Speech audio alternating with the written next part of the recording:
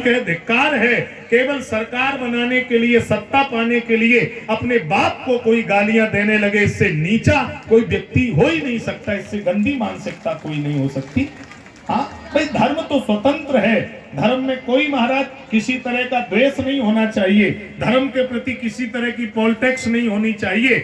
और संविधान ने ये सबको समानता दिया, अधिकार कि किसी भी धर्म पर कोई अंगुली, कोई कीचड़ नहीं उछाल सकता है। आज तुलसीदास बाबा के नाम पे लोग इज्जतें बचा रहे हैं, अपनी सीटें तो बचा नहीं पाए, अपनी विधायकी बचा नहीं पाए, अब वो गोस्वामी जी को कोस करके अपनी सीटें बचाने का प्रयास कर रहे हैं। धिक्कार है ऐसे लोगों के जीवन पर। बाबा गोस्वामी तुलसीदास जी ने रामचरितमानस ऐसा दर्पण समाज को दिया है जिसमें समानता का भाव दिया गया। रामचरितमानस में गोस्वामी जी जातवादी नहीं है। गोस्वामी जी ने लिखा है, बड़े भाग्य मानुष तन पावा, सुर दुर्लभ सदग्रंथन गावा। गोस्वामी जी अगर जातवादी होते तो गोस्वामी जी लिखते, बड़े भाग्य ब्राह्मण तन पावा, बड़े भाग्य ठाकुर तन पावा, बड़े भाग्य वैश्य तन पावा, बड़े भाग्य महाराज बंदर तन पावा। नहीं लिखा, गोस्वामी जी ने लिख दिया, बड़े भाग्य मानुष तन पावा। और मनुष्य की कोई जाति नहीं होती है, मनुष्य अपने कर्म से, अपने आचरण से पूजा जाता है। जो कर्म और आचरण से गिर गया वो पूजनीय नहीं है, और जिसका कर्म आचरण ऊंचा है वो मानव जाति में है तो पूजनीय है। ये गोस्वामी जी बाबा तुलसीदास जी। वो मंद बुद्धि वालों से मैं कह रहा हूं, जरा रामायण पढ़ो, कभी आओ हम लोगों के बीच में, तब हम बताएंगे कि तुलसीदास जी का भाव क्या है।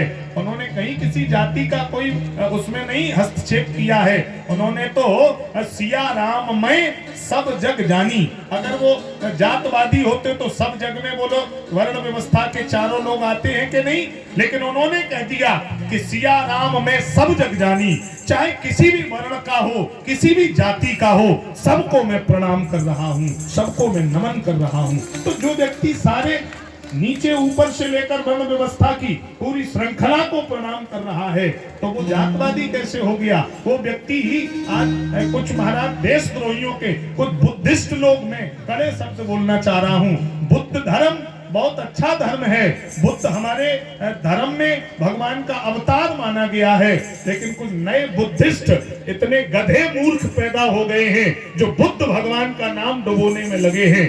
बुद्ध का मतलब है जिसे तत्व का बोध हो गया है, जो राग द्वेष से परे है, जो कभी किसी की निंदा ना करे, वही असली बुद्ध है मेरे भाई। बुद्ध कभी किसी को नीचे नहीं गिराता है, बुद्ध कभी किसी के ऊपर अंगुली नहीं उठाता है।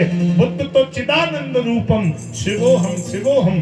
बुद्ध को समझो, बुद्ध कोई किसी जाति, किसी मजहब का विषय नहीं है। बुद्ध तो अपने में तत्व है, जिसे आत्मा का बोध हो गया है, उसी का नाम बुद्ध है। ये बुद्ध बुद्ध चिल्लाने वाले बुद्ध को जान नहीं पाए, बुद्ध की व्याख्या नहीं समझ पाए।